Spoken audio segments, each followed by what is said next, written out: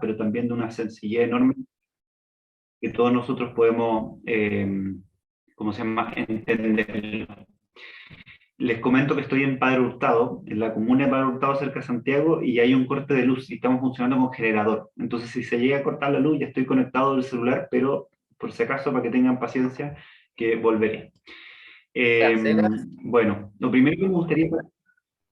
Ah, no, ¿alguien dijo algo? No. ¿Se escucha bien? ¿Sí? ¿Sí? Súper, súper, se escucha muy bien, Juan Pablo.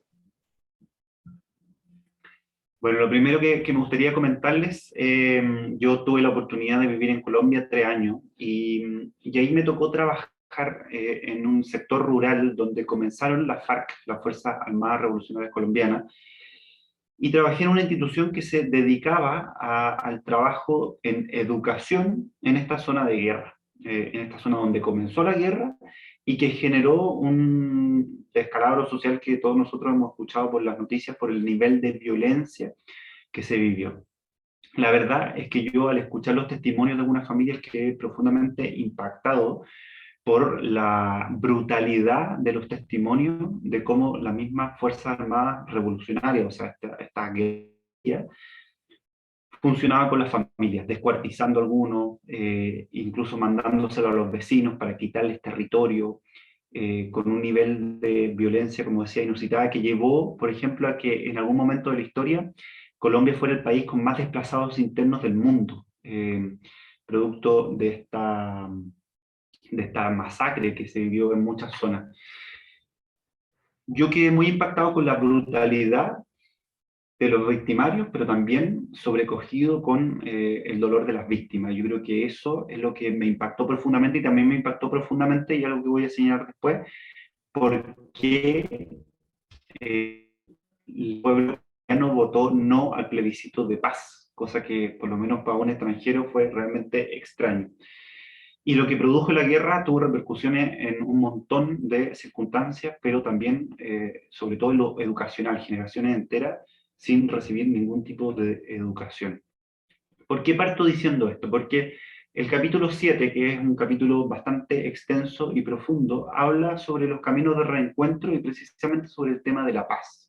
Entonces, 3 objetivos que me gustaría plantear para esta presentación. El primero, poder examinar esta propuesta de reconciliación y paz que propone el Papa en Fratelli Tutti, como una respuesta que es no solamente ante los conflictos sociales y de paz como el de Colombia, sino también a los conflictos familiares, políticos presentes en cualquier sociedad. Nosotros a veces creemos que en Chile no tenemos conflictos, bueno, es cosa de recordar hasta el estallido social y reconocer que los conflictos pueden haber estado latentes, escondidos, pero que sin embargo están. Lo segundo, como objetivo, es reconocer el sentido del perdón y la necesidad entonces de no perder la memoria por un lado y al mismo tiempo trabajar por la justicia. Y lo tercero, hacernos conscientes de la responsabilidad que tenemos de construir una cultura de paz, lo cual no es trivial porque todos estamos llamados a efectivamente nuestro granito de arena para construir una cultura de paz que resalte la dignidad de todo ser humano. Fíjense que les voy a compartir una presentación muy sencilla que he hecho y para la portada, digamos, lo que yo puse fue un hombre haciendo una cesta, un hombre trabajando artesanía, porque el Papa habla de la artesanía, de ser artesanos por la paz. Y cuando uno ve a alguien haciendo una artesanía, uno sabe que no es llegar y hacer como una o dos cosas y listo, sino que requiere un esfuerzo constante y requiere un esfuerzo constante de trabajo, pero también que es algo único, es algo que no es igualable a otra cosa. Y en ese contexto es como señalaba la importancia de como sociedades enteras poder trabajar por reconstruir el tejido social desde 2 cosas que señala como de partida el capítulo y que lo señala al principio y de alguna manera lo va uniendo, lo va tejiendo. Tiene que ver con la verdad y con la memoria. Fíjese que esa foto es del Museo de la Memoria en Chile, que fue bastante criticado en su tiempo, incluso hay sectores que todavía lo siguen criticando, me imagino algunos de ustedes habrá tenido la oportunidad de visitarlo, y si no, se los recomiendo realmente, porque muestra la crudeza de lo que vivimos nosotros en los tiempos de la dictadura, y todo lo que como historia tenemos que reconocer desde la verdad y también desde lo que nos generó como nación.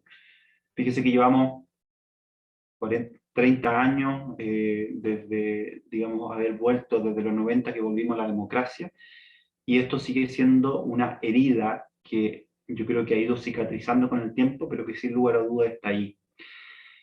Si la herida cicatriza y podemos reconocer con verdad qué le ocurrió a la herida, digamos que por qué pasó esto, entonces podemos reconstruir nuestra historia. Dice el Papa, y lo cito acá: el dolor y los enfrentamientos nos han enfrentado, nos han transformado, perdón. Los que han estado duramente enfrentados conversan desde la verdad clara y desnuda. Les hace falta aprender a cultivar una memoria penitencial capaz de asumir el pasado para liberar el futuro de las propias insatisfacciones, confusiones o proyecciones. Solo desde la verdad histórica de los hechos podrán hacer el esfuerzo perseverante y largo de comprenderse mutuamente y de intentar una nueva síntesis para el bien común. Esta cita, y es la única cita larga que pongo, me pareció profundamente importante. ¿Por qué? Porque si no avanzamos desde la verdad, aunque sea durísima, como les decía antes, de todo lo que generó la FARC en Colombia, de todo lo que generó el Holocausto judío, de lo que generó la dictadura en Chile, entonces es muy difícil poder avanzar hacia una verdadera paz, hacia una verdadera síntesis. Y en ese sentido, el Papa recalca y pone énfasis en que la verdad va de la mano de la justicia y de la misericordia. La verdad no implica dejar de lado una justicia importante y real, que hay que hacerlo, así como tampoco deja de lado la misericordia, que es propia de Dios. Y de esa manera, como avanzar, construir hacia la reconciliación y el perdón.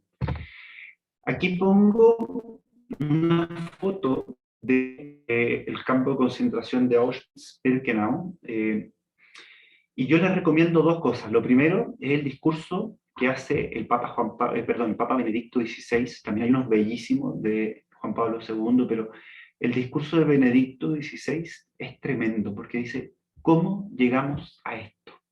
El silencio que se produce al visitar el campo de concentración y reconocer que allí millones de personas en el mundo judío, en Europa, durante el siglo XX, no estamos hablando hace 2 siglos atrás, sino que en el siglo XX, murieron a causa del exterminio judío, es tremendo.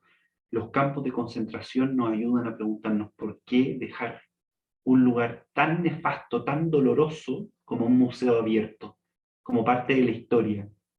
Y creo que tiene precisamente que ver con esto que señala el Papa: no olvidar nunca el daño que como seres humanos fuimos capaces de realizar, para recordar constantemente hasta dónde puede llegar la crueldad, y de la misma manera intentar no repetir los mismos errores que la historia cometió, los mismos errores que las ideologías cometieron. Y como les digo, desde el segundo que se produce al visitar un lugar así, se invita al mismo tiempo a la reflexión, al asombro, que efectivamente no tiene límites. Pongo además una foto de un libro que terminé de leer hace muy poquito.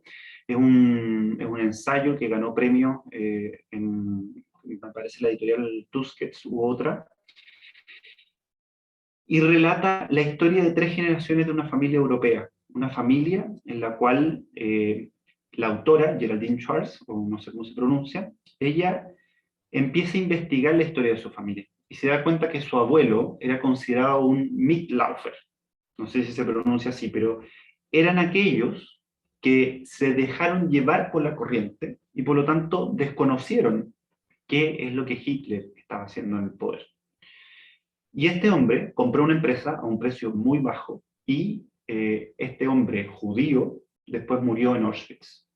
Y después la familia, varias generaciones después, empezaron a buscar una recompensa económica por haber vendido la fábrica o la empresa a muy bajo precio. Bueno, lo que va diciendo esta mujer en el libro, y no se lo voy a decir entero para que lo lean, porque de verdad es recomendable, es que efectivamente es muy fácil olvidar. Y ella se dio cuenta de que su familia había borrado por completo esta historia. Y lo que se habían quedado era con una historia paralela en la cual no se hacían cargo de lo que había ocurrido en la Alemania nazi y todo lo que había producido a nivel no solamente de división interna, sino que también la cantidad de muertes.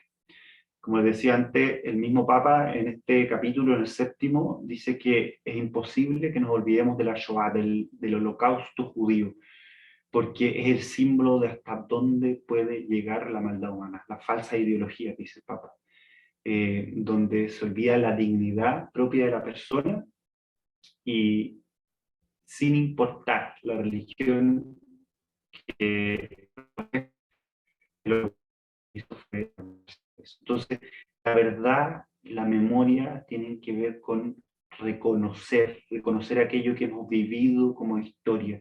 Fíjense que yo pongo acá dos ejemplos, en este caso el ejemplo del holocausto judío, porque nos resulta mucho más fácil mirarlo afuera que mirarlo a veces en nuestra propia historia, y lo sabemos un poquito, si nos metemos en distintos círculos y conversamos de la dictadura, ya empiezan como las dificultades propias de dialogar el conflicto que nosotros como país vivimos.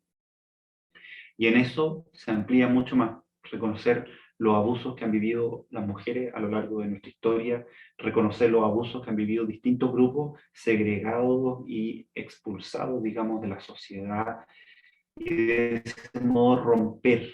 La verdad y la memoria nos permiten romper con la cadena del odio. Avanzo un poquito más para decir que el Papa habla de dos cosas que como imágenes a mí me parecen bellísimas. Dice que la construcción de la paz se requiere de los esfuerzos de todos. Todos nosotros estamos involucrados en el camino de la paz. Y en eso es necesario negociar, lo cual no es fácil, y al mismo tiempo buscar cauces concretos para la paz. Y en estos cauces concretos, él menciona la arquitectura de la paz, vale decir, las instituciones que intervienen para poder trabajar y poder construir la paz, pero también habla que cada uno desde su propia competencia, desde su propio rol en la sociedad como papá, mamá, sacerdote, hijo, etcétera, tiene un rol en la artesanía de la paz. Y eso a mí me parece que es bellísimo, porque no le tira la pelota solamente a los arquitectos, usando esta imagen, vale decir, al gobierno, al Estado, a las grandes instituciones, sino que también el Papa nos dice, mira, tú como un ciudadano común y corriente, también eres responsable de generar un clima de paz ahí donde te toque vivir. Vuelvo un poquito a la experiencia del pueblo colombiano que les comenté. Y vuelvo porque me tocó conocer de cerca a un sacerdote jesuita que hoy es el presidente de la Comisión de la Verdad, que busca continuar con esta reparación y el proceso de paz que se inició con las negociaciones en Cuba, que fueron extremadamente duras, largas y difíciles.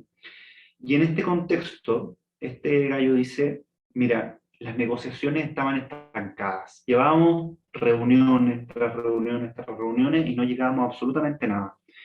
Y hubo una cosa que marcó un punto de inflexión.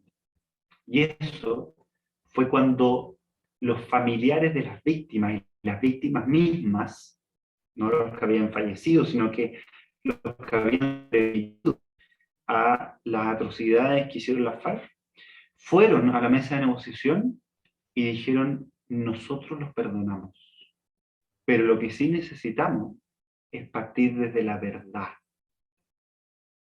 Ellos y ellas que fueron a esa mesa no estaban dispuestos a olvidar, y eso es muy importante.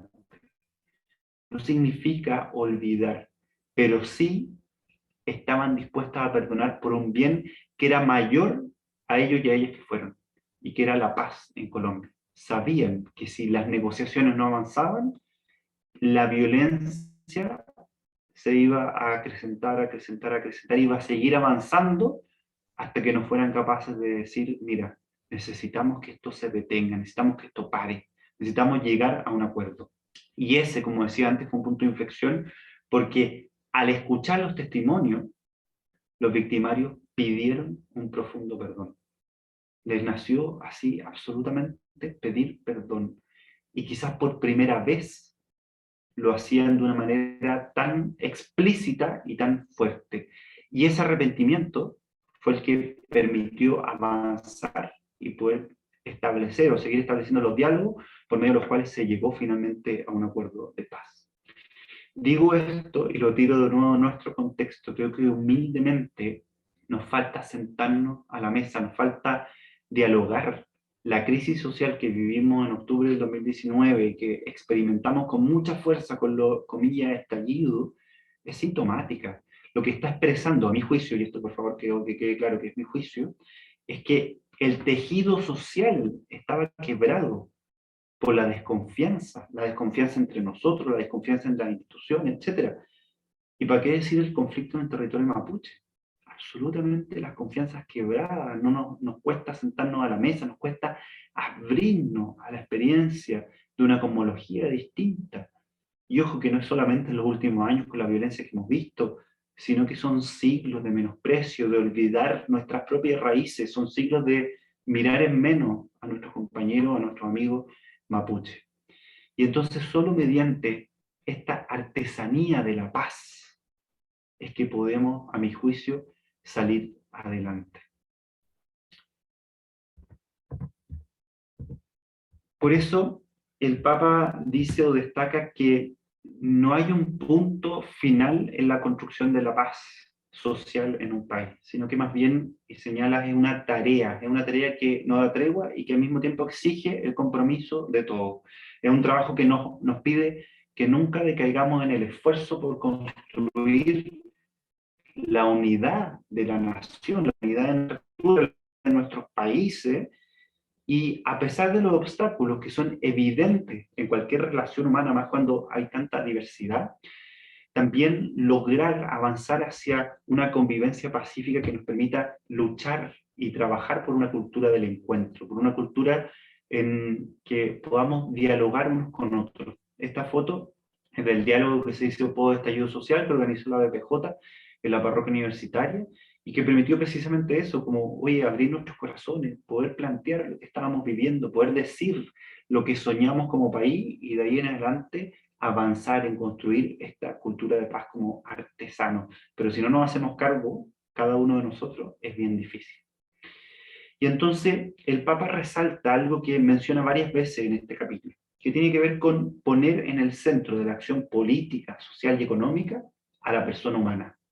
Benedicto XVI lo habla de manera potente cuando critica el sistema económico en Caritas in Veritate. El Papa Francisco vuelve a resaltarlo, no solamente en Laudato Si y Evangelii Gaudium, sino que también acá, al decirnos que la persona humana tiene que estar en el centro, que tiene una dignidad tan alta que nos tenemos que preocupar por eso. Y de esa manera ir trabajando juntos por la paz y el bien común. Y ese esfuerzo es el que nos hace decaer de toda venganza y búsqueda de intereses que son cortoplacistas.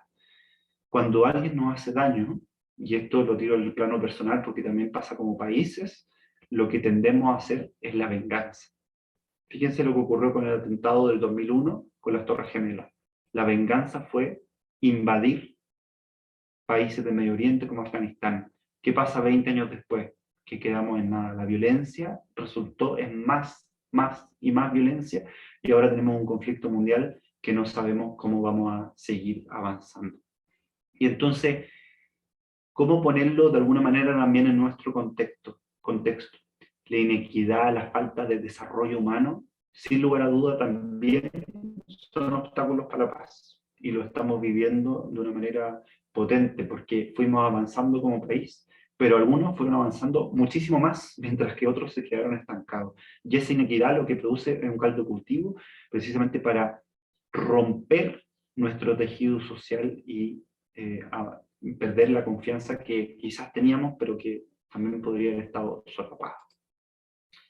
El valor y el sentido del perdón. Vuelvo a Colombia, perdón que fue el ejemplo más práctico que tengo y el que me tocó vivir de cerca. Este es el encuentro que hubo entre el líder de las FARC, el presidente cubano y el presidente en ese momento colombiano, y cómo de blanco firman este acuerdo de paz que durante años trabajaron. Y en este contexto es que el Papa, en este capítulo, el 7º, él resalta el valor y el sentido del perdón. Obviamente el conflicto es parte del funcionamiento social, es parte de nuestra vida, y por tanto muchas veces es inevitable, pero también el Papa recuerda que el mismo Jesús nunca incentivó ni la violencia, ni tampoco la intolerancia. Y entonces el respeto, dice el Papa, no puede llevarnos nunca a perder tanto la paz familiar como la paz social. Y en ese sentido no se trata de proponer un perdón que renuncie a los propios derechos ante un poderoso corrupto, ante un criminal o ante alguien que degrada nuestra dignidad, sino que más bien estamos llamados a amar profundamente a todos, a amarnos mutuamente, pero amar a un opresor no significa consentir cualquier cosa, no significa consentir que puedan hacernos daño, no significa consentir que puedan abusar de nuestra propia dignidad humana. Al contrario, amar a otra persona, amar a un opresor, es buscar la manera en que esta persona deje de oprimir, es quitarle el poder que no ha sabido utilizar adecuadamente y que de alguna manera lo desfigura como ser humano. Y entonces, perdonar no significa seguir permitiendo que se pisotee la dignidad humana, ni la propia, ni la de los demás. Y entonces, vuelvo a repetir esto porque el Papa lo repite, el camino no es ni la venganza ni el odio, sino un diálogo fecundo que lleve a la reconciliación. Y eso no se hace escapando del conflicto, sino más bien que se hace confrontándolo, desarrollándolo, superándolo con el diálogo, con la negociación transparente. En el Evangelio del domingo, para los que lo escucharon, Jesús es capaz de confrontar a los fariseos y a los escribas que fueron a molestarlo porque sus discípulos no se lavaban las manos. Y lo que hace Jesús al decirle hipócritas, ustedes realmente están interpretando y están viviendo su fe no desde el corazón, sino que desde las palabras, con pura boca, es extremadamente duro en su discurso. Y yo decía, perdón los que me escuchan la homilía, pero aquí me muevo a la homilía del domingo, decía ese momento y lo pongo como ejemplo. Con los pobres, con los vulnerables, con los que están sufriendo, Jesús desborda misericordia, perdón, cercanía, puro amor. Pero con los poderosos que le ponen cargas pesadas a los suyos, les dice hipócritas. Ya. Creo que el modo de Jesús también nos enseña que a veces hay que confrontar, especialmente al opresor, cuando está actuando inadecuadamente. Y por lo tanto, como decía antes, el camino significa no perder la memoria, pero al mismo tiempo poder aprender de los errores, no olvidar, pero sí avanzar desde la verdad. Y tampoco implica la impunidad, o sea, que quede en nada, sino que hacer justicia respecto de las víctimas para prevenir, pero también para perseverar en el mismo bien común. Lo último que me parece importante en este capítulo tiene que ver con la guerra y la pena de muerte, porque efectivamente el Papa hace un cambio de paradigma con esto. Él condena enérgicamente la muerte. Fíjese que esta imagen parece de una película, pero perfectamente podría ser la imagen de Afganistán en los últimos 20 años, o para qué ir más lejos, la última semana. La guerra ha seguido siendo parte de nuestra humanidad, aun cuando no la vivamos de cerca, aun cuando en nuestro continente, digamos, no la vemos con tanta presencia entre un país y otro, pero sí la vemos en los conflictos internos que hay. Y entonces el Papa es muy enfático en esto, ¿eh? No hay guerra justa, y eso es lo que cambia respecto también del catecismo. Ninguna circunstancia justifica una guerra justa. Siempre dice, es un fracaso devastador de la política y de la humanidad. Y si no dice, preguntémosle a las víctimas. Prestemos atención, dice, a los prófugos, a los que sufrieron la radiación atómica, los ataques químicos, a las mujeres que perdieron a sus hijos, a los niños mutilados o privados de su infancia. Miremos a las víctimas de la violencia y preguntémonos realmente si una guerra es o no justa. Porque efectivamente, si optamos por la guerra, estamos optando por no construir la paz.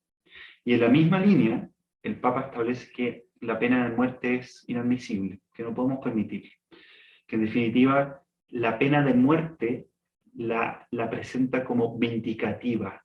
Y precisamente por lo que decía antes, que la venganza no nos ayuda en nada para construir artesanos o para ser artesanos del perdón, bueno, la pena de muerte lo único que hace es un fin cruel que tampoco respeta la dignidad humana y no produce en ningún caso un proceso de sanación y menos de reinserción cuando sea posible.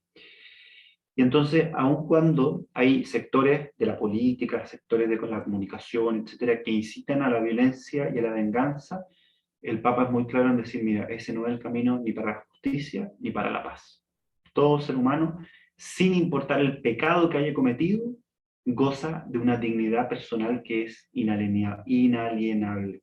Y si no, volvamos a la Biblia y, por ejemplo, se me ocurren muchos, pero siempre recuerdo con mucha devoción a Moisés, un hombre que cometió una atrocidad, cometió un asesinato, y sin embargo Dios lo invita a cosas grandes. Y eso también nos recuerda a nosotros que sin importar el pecado, por más brutal que haya sido, Dios también a nosotros nos llama y nos perdona. La misma reacción que brota del corazón de Jesús al acto nefasto de Pedro de negarlo, o el acto de Pedro de querer otras cosas más grandes para Jesús. Ya, para nosotros estos personajes también son un recordatorio y un reclamo importante de cómo vivir nuestro camino de paz. Bueno, creo que he hablado harto, entonces no lo quiero seguir haciendo. Me parece importante, antes de pasar a una breve como mención del capítulo 8, es que podamos ir en grupo ahora y compartir estas dos preguntas. Estas dos preguntas que los invito a que sean como bien personales, ¿ah? Y sin juicio.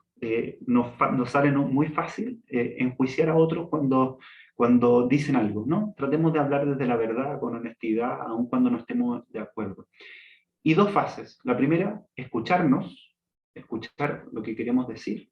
Y en segundo lugar, reaccionar a lo que dice el grupo. Pero lo primero y más importante es poder escuchar. ¿Qué conflictos crees que están presentes en nuestra sociedad de manera visible o soterrada, es decir, escondida, que a veces ni siquiera nos damos cuenta? Como decía antes, creo que el estallido social en Chile viene a poner de relieve conflictos que estaban escondidos y que o no veíamos o no queríamos ver. Y en segundo lugar, en tu día a día, ¿cómo te sientes invitado o invitada a fortalecer vínculos sanos y pacíficos con los demás?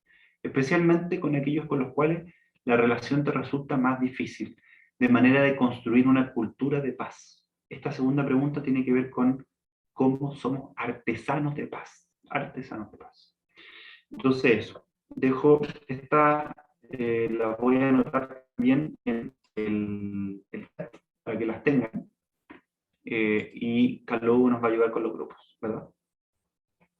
Tiene que ver con la religión, las religiones al servicio de la fraternidad en el mundo. Y en ese sentido creo que para nosotros como cristianos nos pone de relieve algo muy importante, porque evidentemente está en el corazón nuestro. Entonces fíjense, la primera idea importante que me parece este capítulo, el fundamento de que somos hijos e hijas de Dios. Y desde esa primicia, este mosaico bellísimo que me parece es como también caminamos de la cruz, que Jesús ayuda a llevar nuestra cruz. Y en ese sentido le ayuda porque aunque el que aparece ahí es un santo, puede ser cualquiera de nosotros que está invitado también a la santidad y a a caminar junto con Jesús. Entonces, la apertura a Dios Padre es muy importante desde cualquier religión, y también hacemos presentes desde todas las religiones cómo buscamos a Dios con un corazón sincero, y eso alejado de intereses ideológicos, instrumentales, etc. La segunda cosa muy relevante es que, como dice el Papa, la violencia no encuentra fundamento en las convicciones religiosas fundamentales, sino en sus deformaciones. Entonces, ojo, dice el Papa, con la violencia que se va generando desde algunas corrientes religiosas, que no son sino otra cosa que deformaciones de la propia religión para aprovecharse desde una ideología. ¿Por qué? Porque, como decía antes, el culto verdadero lleva la dignidad de la persona al centro, y la dignidad de la persona no está atravesada por ninguna otra cosa que la paz, la libertad, la justicia, etc. Y lo que necesitamos precisamente es diálogo permanente y diálogo que nos ayude, no como intermediarios, sino como auténticos mediadores de la paz, dice el Papa. Lo tercero, muy brevemente, es que esta foto, un poco pixelada, es con el Ahmad, el gran imán Ahmad al-Tayeb, y ambos declaran, y con base en esa declaración está escrita buena parte de esta encíclica, y dice así, cito: las religiones no incitan nunca a la guerra y no instan a sentimientos de odio, hostilidad, extremismo, ni invitan a la violencia o el derramamiento de sangre. Estas desgracias son fruto de la desviación de las enseñanzas religiosas, del uso político de las religiones y también de las interpretaciones de grupos religiosos que han abusado en alguna fase de la historia de la influencia del sentimiento religioso en los corazones de los hombres. ¿Ya? Entonces, tan importante como que se hace un llamado a la paz, a la justicia, a la fraternidad desde todas las religiones, y el Papa dice algo entre medio que me parece muy importante. Estos movimientos terroristas que nacen ya desde algunas religiones o desde algunos grupos, lo único que hacen es amenazar la seguridad y la paz mundial. Y para eso hay que ser lo suficientemente valiente y confrontar, como decía antes, no solamente desde a dónde reciben los recursos, sino desde a dónde reciben las armas y todo el resto. Me gustaría terminar con una sola idea, para no darle más la lata, y es este texto que el Papa ocupa como columna vertebral de la encíclica, y es la parábola del buen samaritano. ¿Quién es mi prójimo? Con esa pregunta parte esta parábola. Y para la religiosidad de la época, el prójimo era alguien cercano, alguien que pertenecía al mismo grupo, a la misma raza. Y por eso, claro, nos encontramos con que algunos pasan de lado precisamente porque no son parte de ese grupo y de la raza. Y lo que hace este texto y lo que nos propone el Papa tiene que ver con no preguntarnos quiénes son los que están cerca de nosotros, sino también nosotros volvernos cercanos, volvernos prójimos. Y eso es algo que se logra desde una contemplación, a mi juicio, muy cercana de qué es lo que nos está proponiendo Jesús y de conocer también como en profundidad el mensaje que Él nos trata de presentar, no solamente con este relato, sino con todo lo que nos presenta, porque lo que trata de mostrarnos acá es dejar de lado la indiferencia. Como algunos de ustedes decían, eh, terminamos siendo indiferentes con el pobre, con el extranjero, con los que están sufriendo. La pensadora, una de las grandes pensadoras éticas del último tiempo, Adela Cortina, decía que no es xenofobia lo que vivimos hablando de los migrantes, sino que es aporofobia. Ella crea este neologismo para decir que en verdad es un miedo a los pobres. Aporo, pobre, fobia, miedo. Es un miedo a los pobres. Y el miedo a los pobres invita a rechazar. Entonces, como esta parábola que Jesús nos presenta y que el Papa ocupa, como decía, como columna vertebral, nos invita a ampliar nuestra mirada, nos invita a abrirnos y que las palabras de Jesús también nos abren a algo trascendente. Me gustaría dejarle una tarea, una tarea para poder tener, no como grupo, sino como en nuestra oración personal, y que sea parte de nuestro espacio también, como decía antes, para poder encontrarnos con Jesús. Percibo en el más necesitado y débil a Cristo mismo que clama por ayuda. Esa pregunta está a la base, por ejemplo, de lo que San Alberto Hurtado nos enseñó. Cristo en el rostro del pobre.